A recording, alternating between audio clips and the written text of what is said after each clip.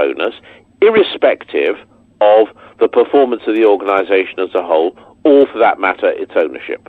Emma Boon, do you think there is a risk of sort of tarring all bankers with the same brush in these institutions like RBS? Are we sort of looking at a sort of situation in which, in a sense, it's kind of become open season almost on bankers? Look, I mean, Stephen Hester has had a rough ride, but as I said, he needs to sack his PR guys if he didn't see that one coming, quite frankly. This idea that, that all the banks, are now obsessed with all of this, the talk of bonuses that's been in the media, and that's directly affected the share prices is ridiculous. This morning, the RBS share price down about 3.2%, which was, obviously bad news again because it's taxpayers that bailed it out. But Lloyds were down 4.47, Barclays down 4.33. So we're not it's not like everyone in the world is so concerned about the fact that Stephen Hester's had to waive his bonus that has directly affected the share price and has affected people's feelings about the bank. I just think that's really misguided to say that. Just a quick reminder to our listeners that this is The Voice of Russia with me, Scott Craig, and today I'm discussing bank bonuses in the UK with my guests Emma Boon, Len Shackleton and Ronnie Fox. Len Shackleton, are we really looking still at a situation in which the free market in this country is still distorted? I mean, had it not been for public investment, as we've said, the doctrine of moral hazard would have won out and RBS and others would have gone bust. Are we really looking at a free market that's still being distorted? Well, I think you've got a good point there. These banks were too big to fail, and I think part of the reform of the financial sector has to be to put in place a setup where banks or financial organisations of any kind can fail in an orderly way, as a company in any other area of business can do so. Because, as you say, there is a moral hazard involved here. But having said that, I think that the genesis of the financial meltdown really, there's lots of different causes for that. And I think the idea that this is dangerously risky behaviour by a handful of very rich people, I think, is a mistaken diagnosis of what went on. Regulation was not done effectively. Government played a role in the United States, for example, by under Bill Clinton, encouraging banks to lend money to risky mortgagees and so forth, and that created knock-on problems, these bad debts, which were toxic debts, which were bundled up and so forth. So there's a lot of murky stuff here, and I think it's not a clear-cut case of market failure, whatever that is.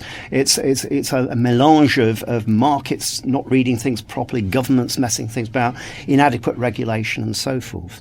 You mentioned regulation there.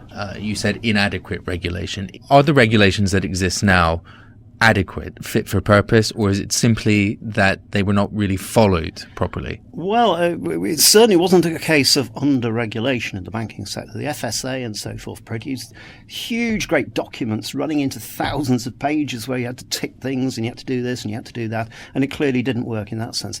Regulation needs to be much simpler, clearer, and it should be structural as well as box ticking. In other words, looking at the structure, breaking up organisations which are too big, perhaps the idea of separating off investment banking from retail banking, which of course is something we're moving towards anyway. Ronnie Fox, in your view, I mean, the future of banking in terms of regulation, are we looking at tweaks to regulations that are necessary, or are we looking at, in your view, a complete sort of overhaul of the regulatory framework? Maybe some tweaks, certainly not a radical overhaul. What went wrong, in my view, was not regulation, but the regulators did not do a good job. What went wrong was not the political environment, but the particular politicians who were in charge. When the regulators who were running the FSA and the Bank of England failed, and the politicians who were taking the major decisions driving the political environment failed, they looked round for a scapegoat. And the scapegoat they found was bankers, and they focused on individual remuneration and bankers' bonuses. The Treasury Select Committee, which was set up to investigate the causes of the banking crisis, devoted a very large proportion of its time to the individual reward structures in banks. And I think it was cynically done in an effort to divert attention from the responsibility of individual politicians and individual regulators, not the system. Emma Boon, do you accept that analysis that bankers themselves, financial institutions themselves, were in essence a scapegoat for the failure of the system?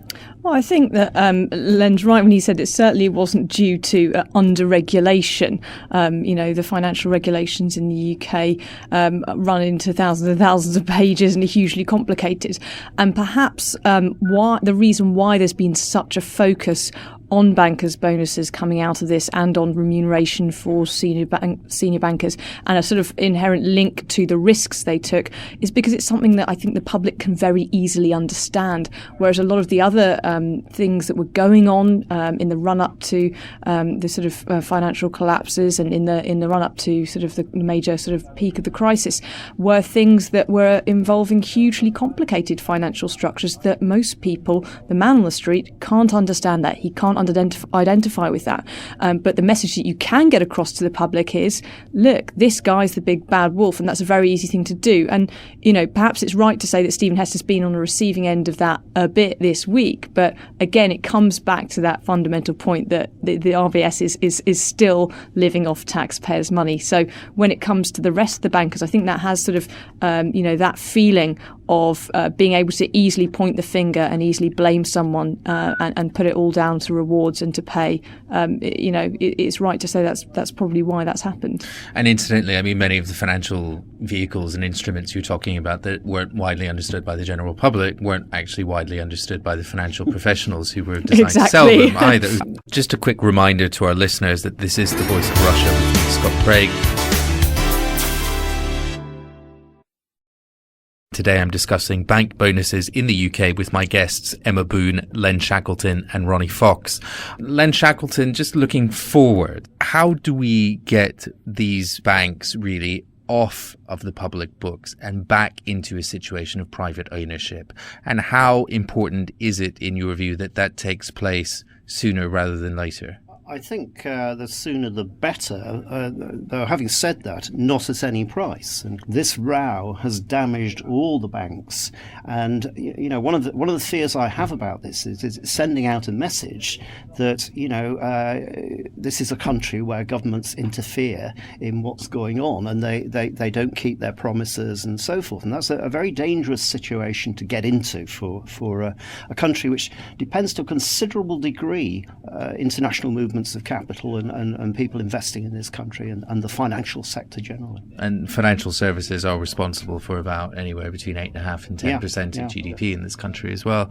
Ronnie Fox, in your view, is it important to get RBS and the other banks with state money in them back to the private sector as soon as possible?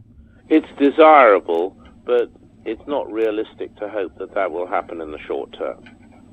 And what's at stake is just too big. I don't agree that you can make the banks smaller and therefore allow them to fail. I think that the country's got a real interest in seeing lots of large and successful banks here. The large rewards which are available to the people at the top of the banking institutions have attracted the brightest and best. Now, I suspect that one of the reasons why the share prices of banks have been falling is because there are concerns about government interference in the ability of financial institutions to reward the best people, and that will harm their competitive prospects for the future. We're very nearly out of time, but Emma Boon, we could see a situation in which the taxpayer does actually end up making money off of these deals if the price is right. How likely might that be in your view? I think there was a point where we probably could have sold it in the past, where we could have made a bit of money out of it. Clearly, that's not why we got into the situation we're in now. We didn't get into the business of running a bank so that we could make taxpayers some money out of it, and that's certainly not what we want the government thinking they might do in future. On that note, we'll have to leave it. But my thanks today to my guests, Emma Boon, Len Shackleton and Ronnie Fox. And this is The Voice of Russia. Stay with us.